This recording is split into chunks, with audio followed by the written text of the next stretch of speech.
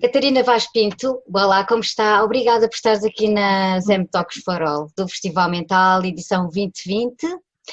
Para começar, e antes de mais, queria perguntar o que é habitual já aqui, que é como é que foi passar esta época toda em confinamento em termos de sentimentos, de emoções, de vivência e de experiência de uma situação completamente nova. Como é que isto foi para a Catarina Vaz Pinto?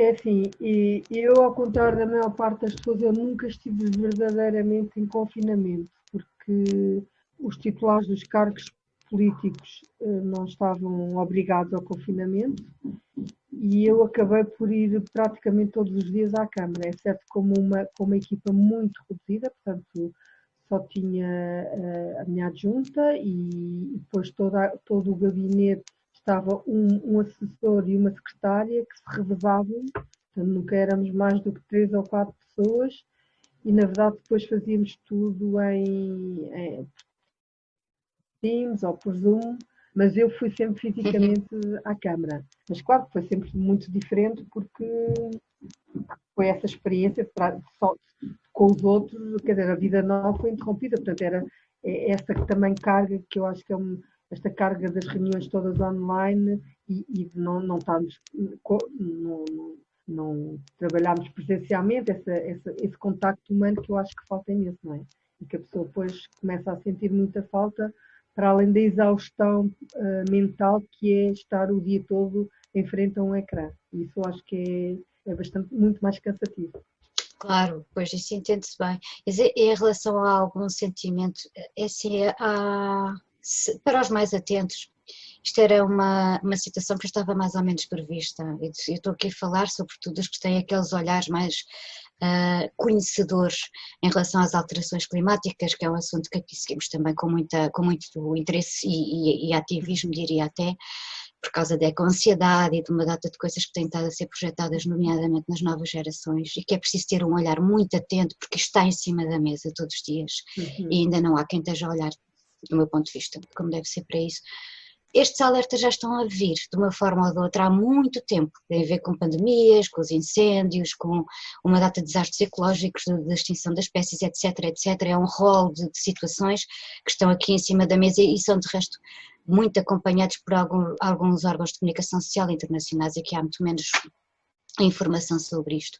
Mas para estes mais atentos, nada disto foi uma coisa estranha ou bizarra, perceberam inteiramente, quase como se fosse uma coisa óbvia.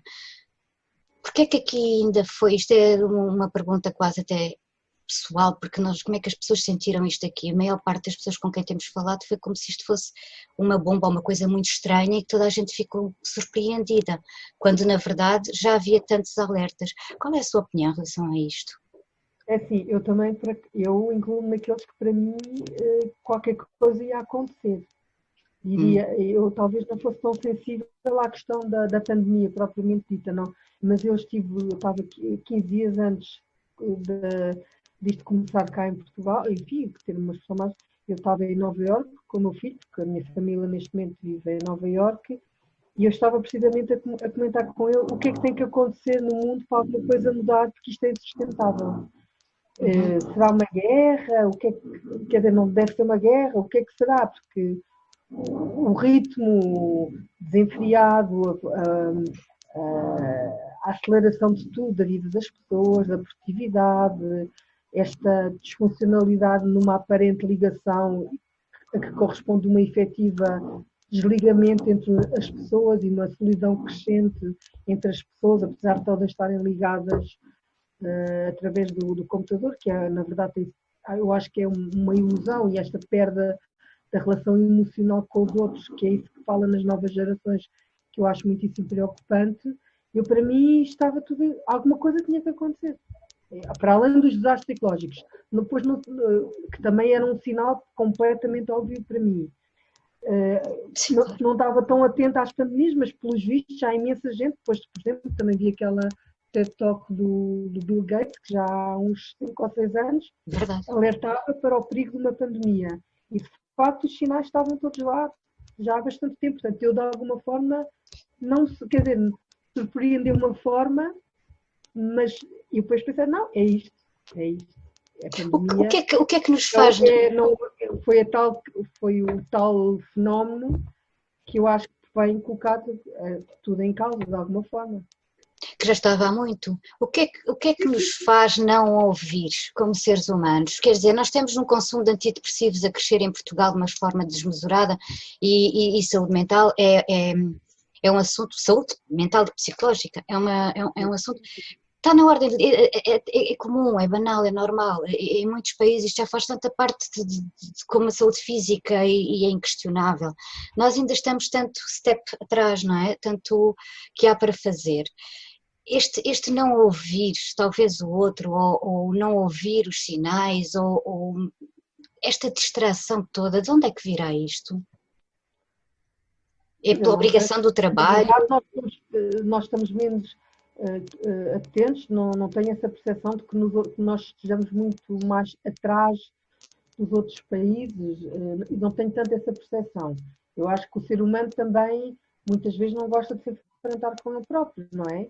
E eu acho que também a sociedade em que vivemos é uma sociedade que vende ilusões, não é? E as pessoas, com todo o lado comunicacional que hoje a sociedade tem, acho que passa muito por esse lado de uma certa criação de um mundo virtual que na verdade não tem nada a ver com o mundo real, ou que tem pouco, ou que tem muitas disfuncionalidades relativamente ao mundo real, que tem mesmo o cotidiano das pessoas, aquilo que elas podem fazer, as ambições que podem ter, os desejos, esse lado todo muito assente no consumismo, no individualismo, e portanto, e a perda de valores que a sociedade nas últimas décadas tem sentido. E portanto há um esvaziamento de sentido na vida das pessoas com o qual elas próprias têm muita dificuldade em confrontar-se.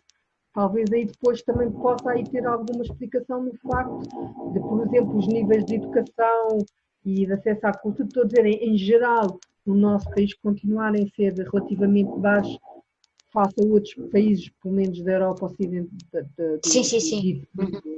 ocidental, e, portanto, ainda tem algum preconceito em lidar com esse tipo de questões. Mas acho que também está um bocado a mudar, mesmo, por exemplo, acho que as mulheres tradicionalmente têm menos problema em procurar acompanhamento psicológico, eu acho que hoje em dia há cada vez mais homens a fazê-lo também. Portanto, acho que isso está efetivamente a mudar. Os homens têm ainda muito aquele preconceito de que tem que ser o antigo ou o velho, o homem não chora, o homem é o provider, o homem tem que ser forte, o homem é aquele que traz a substância para casa e as mulheres que cuidam, não é? E isto afinal ainda está muito mais, tenho estado a ver porque tenho falado com muitas pessoas e não tinha noção que as coisas ainda estavam tão enraizadas desta maneira. A palavra, tenho ficado assim um bocadinho surpreendida com isto, porque às vezes é só em teoria e na prática as coisas são um bocadinho diferentes.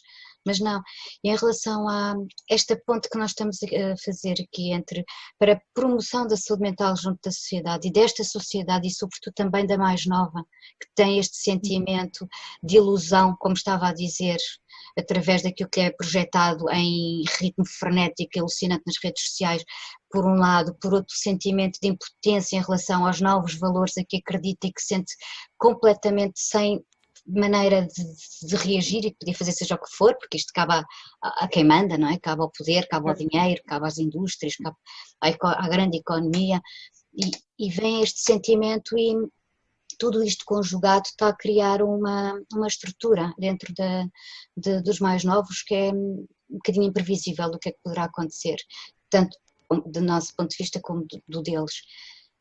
Para a promoção da saúde mental, a cultura entra como um pilar. A promoção da saúde mental junto da grande sociedade ou da saúde psicológica junto da sociedade em geral, não é para os que estão diagnosticados, para os doentes, esses têm o seu caminho, mas estão incluídos, mas não é seguramente só por aqui. Agora, para este awareness da sociedade, a cultura é para nós a base para chegar às pessoas. Concorda com esta plataforma, ser a cultura como grande agente para a promoção da saúde mental, do combate ao estigma e da literacia? quer dizer, que ser o único instrumento, não, concordo plenamente, mas quer dizer, é a cultura acompanhada também de vários outros instrumentos. Não podemos pensar que a cultura vai resolver todos os problemas da saúde mental, certo? A promoção, só para promoção. Como? Estou a falar da promoção da saúde mental na sociedade. Sim. Eu acho que sim, porque a cultura, de facto, e sobretudo quando pensamos na cultura de um sentido mais alargado, que não é só a questão de uma perspectiva setorial, das pessoas irem ao cinema, ou verem exposições, ou irem ao teatro, mas a perspectiva de cada um poder ter acesso à cultura, poder ele próprio ser um praticante de cultura, ter acesso a uma experiência artística, eu acho que isso pode ser uma experiência totalmente transformadora de cada um. Uhum. E, portanto, todo aquele trabalho que temos estado a fazer na Câmara também tem muito a ver com essa perspectiva de tentar chegar às pessoas. A cultura promove a empatia, desenvolve o lado emocional das pessoas, e isso é muitíssimo importante, que é toda essa dimensão da inteligência emocional que uma educação humanista e virada para a cultura traz, e que ficou completamente arredada dos sistemas de ensino e do sistema, da forma como se olhava para a educação nas últimas décadas. Felizmente, isso agora está a mudar. O perfil do aluno do século XXI, ele próprio já tem esses objetivos, nomeadamente a promoção da criatividade, da cultura, e todas essas dimensões devem entrar no currículo e na experiência escolar. Mas, de facto, eu acho que isso se vê depois na forma como as gerações em todo o mundo que estão no poder, que tiveram uma educação muito redutora, muito economicista, desprovida dessa dimensão humanista. E, portanto, eu acho que sim, isso é fundamental, e há um conjunto enorme de pessoas, mas que ainda sem o êxito que seria necessário, que defendem esse retorno das humanidades. E eu, por exemplo, também o António Damasio, para mim, é uma figura completamente fundamental nesse campo, porque ele próprio, a partir das experiências que tem feito ao longo destes anos todos na área das neurociências, ele próprio, hoje em dia, há explicação científica para a importância de um desenvolvimento de uma educação para as artes e a necessidade dos seres humanos desenvolverem tanto o seu lado emocional como o seu lado racional. E, portanto, isso tudo hoje também já está demonstrado cientificamente. Portanto, há um argumento que até para os mais céticos já é um argumento muito objetivo, e mesmo assim ainda estamos bastante aquém de trazer isso tudo para o centro da agenda, não é? Exatamente, e mesmo para a parte da educação, porque isso acompanha também a parte do Norte da Europa, da forma como a educação já é feita de uma forma tão transversal, não é? As disciplinas todas juntas, nada é espartilhado. Aqui ainda estamos muito na fase do que interessa é não faltar às aulas, ter boas notas, fazer exames, e as disciplinas totalmente setorizadas, como se não fizessem todas parte disso que fala, de ser humano, e portanto de ser multidisciplinar e tudo estar interligado. A partir do momento em que estão a aprender que a matemática também faz parte da nossa vivência, e as ciências e tudo, enfim, está tudo ligado. E é assim que também pode aprender matemática através da dança. Eu, por exemplo, quando estava no Fórum Dança, um dos cursos que a Madalena Vitorino fazia para os professores do ensino artístico do primeiro ciclo era precisamente como ensinar a matemática e os números e as contas através do movimento, através de experiências de movimento. E isso é muito interessante, porque na verdade está tudo ligado. É assim que faz mesmo sentido. Catarina Vaz Pinto, a educação como pilar da formação de uma pessoa em termos humanos e em termos disciplinares também. Este cruzamento, para quando é que acha que isto pode acontecer em Portugal? Agora só em jeito de conversa mesmo, porque nós não fazemos a mínima ideia. Mas será que é por aí o caminho e será que é por aí que estamos a ir? A educação é sempre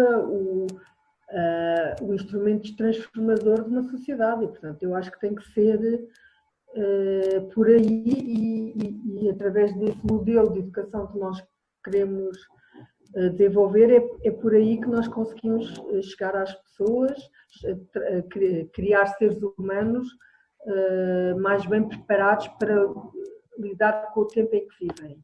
E neste momento, de facto, o que nós sentimos é que muitas pessoas, muitos jovens não estão, muitos jovens e não só jovens, adultos, porque na verdade todos eles também acabaram por ter, eu diria, a minha geração para baixo, as pessoas que têm mais de 50 anos para baixo, todos eles já viveram nesse tipo de educação que era, e que neste momento estão muito pouco preparados para lidar com estas sociedades que são muito complexas, muito instáveis, rápidas e, portanto, as pessoas não têm os instrumentos para lidar com isso. E também eu acho que a causa da depressão também vem disso, não é? E do sentimento de insatisfação psicológica tem a ver com esse problema. Para além de toda a recomposição também que as sociedades têm vivido nas últimas décadas relativa às constituições das famílias, ao facto das mulheres hoje também terem trabalho e, na verdade, trabalharem e quando têm filhos também têm que partilhar ainda mais tarefas e também só agora é que começa a ser mais, a haver um envolvimento mais claro dos pais também nesses cuidados. Portanto, nas últimas décadas houve umas transformações brutais no modo de vida das pessoas, na forma como as sociedades se organizam e, de facto, depois nós não temos os instrumentos, se calhar, nem cognitivos nem psicológicos para lidar com essa mudança. Era essa a pergunta. Será que estamos rápidos demais? Será que, como humanos, isto terá a ser... Eu acho que a tecnologia também em si, ela cria uma aceleração do tempo que não tem a ver com o ritmo biológico. Portanto, só isso é também um fator de disfunção enorme. E, portanto, nós não conseguimos, qualquer pessoa, mesmo que até seja minimamente equilibrada, é um stress pensar que tem não sei quantos minutos para responder, que pode estar de qualquer hora, em qualquer hora pode enviar e-mails, quer dizer, este problema de não haver horário, de facto de ter deixado outra vez de haver horários de trabalho, as pessoas não saberem bem se é noite, se é dia, enfim, criou toda uma série de desajustamentos funcionais que eu acho que nós também temos os nossos ritmos biológicos e que tem a ver com essa ideia também de natureza, não é? O que é natural e o que é que não é natural. Portanto, mas estamos muito discordantes, não é? Um problema. As pessoas que são hoje deslumbradas com a tecnologia e acham que é tudo fantástico, e eu acho que a tecnologia também coloca muitas questões também sobre, aí, por exemplo, ao nível da saúde física, por exemplo, ou até onde é que nós devemos levar a questão das próteses. Por exemplo, uma coisa que me tem impressionado bastante agora, por exemplo, aquelas fotografias dos bebés todos na Ucrânia, de barrigas de aluguer, em que, devido aos voos, depois os pais não os puderam ir buscar e não sei quantas crianças ficaram desligadas das mães de aluguer e que de repente ficaram ali naquele vazio. Tudo isso são transformações que a tecnologia traz, que de algum modo também podem resolver alguns problemas, mas que também levantam para mim problemas de natureza ética. Não sei, não tenho. Também não tenho respostas para tudo, não é? Nós estamos um sentimento de estranheza, na verdade. Claro. Há qualquer coisa aqui que não é também... Em termos de bioética, ainda estamos a procurar um equilíbrio.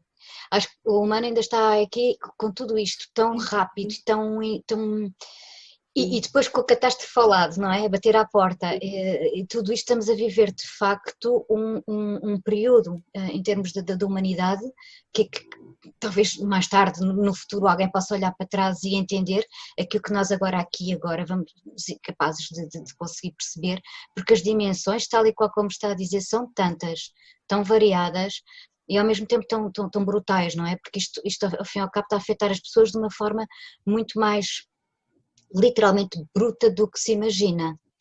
É corrida contra o tempo, é esta coisa, mas ao mesmo tempo parece que toda a gente quer segurar as bolas ao mesmo tempo, mas não consegue.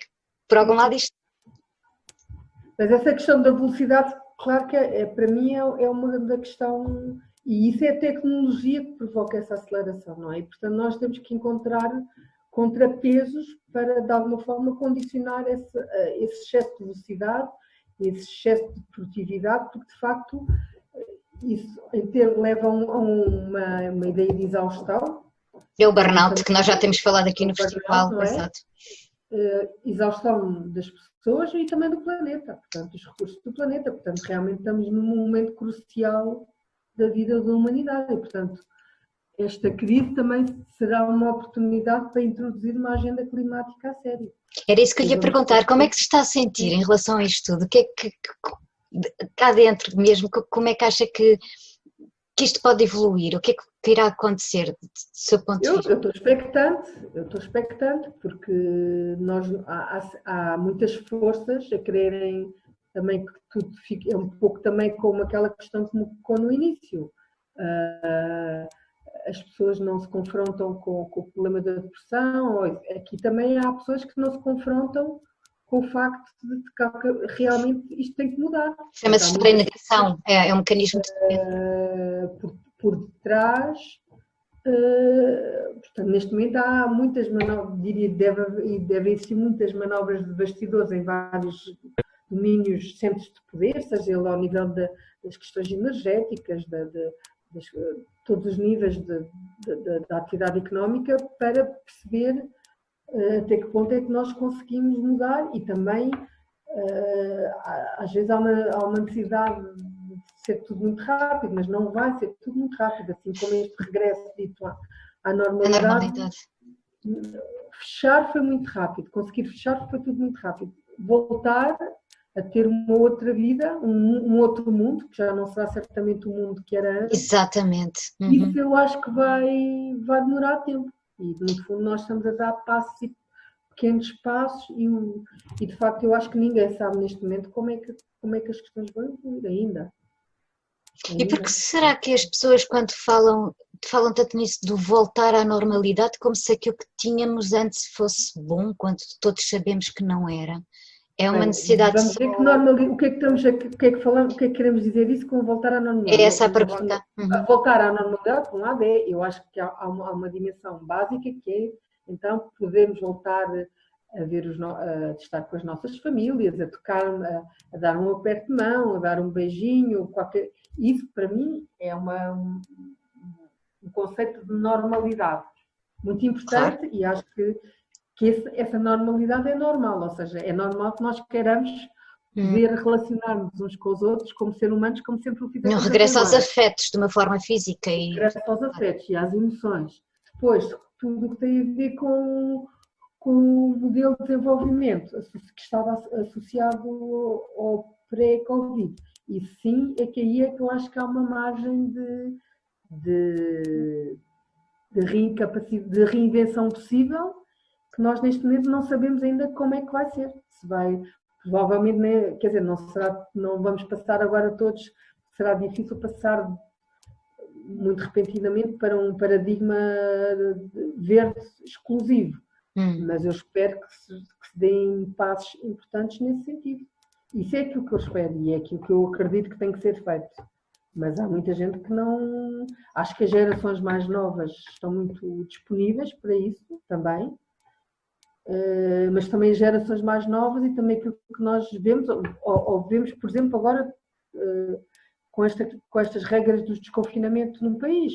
Portanto, os jovens, apesar de tudo, acham que estão imunes ao vírus, continuam, não prescindem de beber a sua cerveja, persistem em não cumprir algumas regras de segurança que de facto são fundamentais para que isto tudo possa ser feito com certezas, com segurança e com espírito de solidariedade para todos. Portanto, na verdade, é muito difícil, estes processos de transição são todos muito difíceis de conduzir. Só que nas mensagens e que as pessoas têm que perceber todos, seja a idade que tiver, independentemente da idade que tiverem, que de facto isto é um problema complicado e que todos temos que respeitá-lo. Exatamente, por nós, pelos outros. Respeitar as regras. embora esses jovens, entre os jovens, eles também não serão, obviamente, todos iguais, não é? Eu acredito que muitos destes que estão informados e que tentam e querem e estão a fazer ativismo a sério, que mudaram literalmente as suas vidas, caramba, conheço tantos, literalmente. Não são os que vão estar em Carcavelos ou no sítio qualquer a beber Pois cerveja. não, mas o problema é que esses que estão... Pronto, Mas como é que facto, isto se pode encontrar? Ou seja, mesmo na própria nova sociedade, nas novas gerações, nós encontramos aqueles que ainda estão em negação e continuam a fazer as coisas como antes. Se calhar terá que ver com o que encontram em casa ou na escola ou de referências, tanto sociais como culturais, que têm à sua volta. Esta mudança tinha que ser, esta retoma, ou como se chama, tinha que ser algo muito para além ou com muita informação pública eventualmente daquilo que se passa em termos globais. Talvez aí houvesse uma maior consciência mas eu acho de que, todos. desse ponto de vista, as pessoas hoje em dia sabem, quer dizer, depois aí então também o outro tipo de problemas que têm a ver com a educação e com a pobreza e com os níveis de exclusão que já existiam na era pré-Covid, porque nós também sabemos que onde estes focos aparecem é em bairros sociais ou em pessoas com um nível de educação mais baixo e, portanto, isso tudo, de facto, depois influi. Essas pessoas naturalmente têm menos interesse e curiosidade em saber o que se passa pelo mundo e, portanto, isso depois já não tem tanto diretamente a ver. Eu acho que isso depois tem a ver com aqueles problemas graves que existem nas nossas sociedades, que são esses fatores de pobreza extrema, de grandes fenómenos de exclusão muito grandes, de grandes disparidades e de grandes desequilíbrios, certo? E é isso que nós temos que procurar reencontrar na saída da crise, é restabelecer esses equilíbrios perdidos, não é? Mas os desequilíbrios são muito grandes, não é? Sejam eles económico-sociais, sejam eles ambientais, e portanto é um trabalho Muito grande que há a fazer. Grande que tem a fazer, não é? Mas diria que tudo começa pela educação, sim. Pois é o grande pilar. Para acabar a nossa conversa, peço só que deixe aqui, por favor, sugestões para quem nos está a ouvir. O que é que tens estado a ler, a ver, a ouvir, que queres deixar aqui como sugestão para as pessoas? Olha, eu tenho estado a ler sobretudo ensaios e livros de... Não tenho conseguido ler muito romance, literatura. Estava a ler um livro que era Os Testemunhos Traídos do Milan Kundera, mas deixei e tenho estado a ler sobretudo questões... tenho estado a ler obras de um autor que eu gosto muito, que é o Daniel Innerarity, que é um filósofo catalão, basco, desculpa, Basco. e que escreve muito sobre como deve ser, como nós também ainda não encontramos um modelo político para as sociedades complexas, e isso é muito interessante, e nós devemos inspirar-nos dessas áreas que têm tido um desenvolvimento enorme nas últimas décadas para também criarmos modelos de governança muito mais que permitam responder a essas complexidades que a sociedade hoje tem e que no atual sistema muito ainda que vem de uma lógica de uma economia, das ciências deterministas, que não responde às sociedades complexas em que vivemos. Em que vivemos, pois. E depois tentar ver séries na televisão, ok? Estive a ver, aconselho, só agora comecei a ver o The Crown, mas também vi a Amiga Genial, que é um romance que eu recomendo, que já li há 2 ou 3 anos, mas que tem essa série na HBO, só tem ainda 2 temporadas, mas por acaso é muito fiel ao livro, acho que é muito interessante e é também uma história de 2 amigas e precisamente lá está o que a educação pode fazer. Exatamente. Uma também ficou no bar para sempre e outra persistiu e fez, enfim, saiu da escola primária, foi para o liceu, depois foi para a universidade e tornou-se uma brilhante académica e escritora. E também, ao mesmo tempo, é a história de Itália desde o pós-guerra e é muito interessante. E tão diferentes que elas ficaram, não é? Ao fim e ao cabo. Estão amigas e tudo como estando no mesmo ninho, quando tudo começou, e depois, de repente, pode realmente a vida fazer tão diferente para 2 pessoas que estavam tão juntas. É muito bonito. Sim. Aconselho realmente esse livro, tanto o livro como Como a série. a série, sim, sim. E música? Música não tenho ouvido assim muito, eu gosto mais de estar no silêncio, tenho preferido estar no silêncio e depois gosto de ouvir, não tenho, tenho ouvido mais a Antena 2, mas enfim, não é, enfim, quando chego a casa gosto de estar no silêncio, até porque eu tenho uma casa que está muito perto de um jardim com muitos pássaros e é no meio da cidade, mas está muito perto de um jardim e portanto Tem uma música natural. tenho sim, prefiro essa tranquilidade também. Tenho procurado estar em ambientes mais tranquilos. Onde se consegue respirar. Sim. Respirar a todos os níveis. Físicos, mentais, auditivos, tudo. Mas ontem pela primeira vez, portanto, fui a um concerto,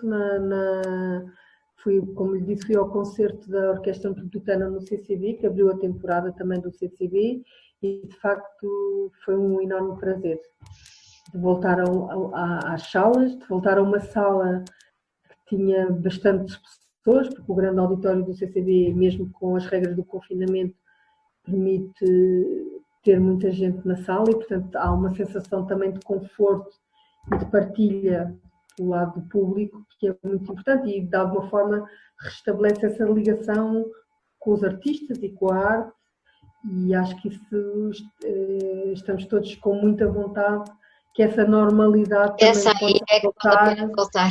Com a maior rapidez possível, porque, na verdade, eu também acho que nada substitui, agora falando no domínio da cultura, com todo o desenvolvimento que teve também, toda a cultura online, a cultura digital, nada substitui a presença ao vivo da cultura, que a nossa capacidade de estarmos numa sala de espetáculos ou de vermos uma obra ao vivo, ou irmos ao museu, ou o que for, mas essa experiência presencial é fundamental, é primordial e, portanto, temos que encontrar soluções que permitam que isso se torne realidade tão cedo quanto possível.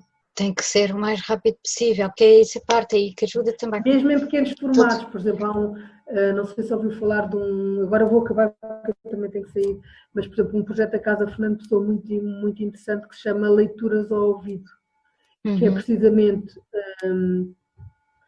para o público sénior que não tem computadores e que não tem o seu ecrã, não sabe, não tem internet. Então o que eles fazem é as pessoas inscrevem-se, dão um número de telefone e durante a tarde alguém lhes vai ler um poema ou uma história, portanto, pelo telefone, toca o telefone e eles têm uma série de sugestões e então diga lá o que é que gostaria de ouvir e eu acho que isso é um projeto maravilhoso e que tem tudo a ver com o tempo em que vivemos também. Agora, também. Lembra um bocado os discos pedidos que havia antigamente, não é? Que se ligava e pedia-se uma música. Era o quanto o telefone toca. Sim, era o telefone toca. Mas aí era sim, música. Mas olha, agora também no âmbito do FESP, dos projetos, das medidas extraordinárias que fizemos para a cultura, um dos projetos que ganhou foi da Rádio Amália, que também é um bocadinho isso. As pessoas dizem, telefonam para lá dizer que fazem, que querem ouvir. Portanto, é um bocado aquela... Um regresso ao passado. Catarina Vaz Pinto. Portanto, temos que estar de alguma forma ao analógico, que isso também é real. Exatamente, que é mesmo. Catarina, obrigadíssima por ter estado aqui connosco nas M-Talks for All. Tudo de bom. E um bom regresso. E um bom regresso às atividades culturais e que seja tudo pelo melhor. Fique bem. Obrigadíssima. Obrigada. E qualquer dia.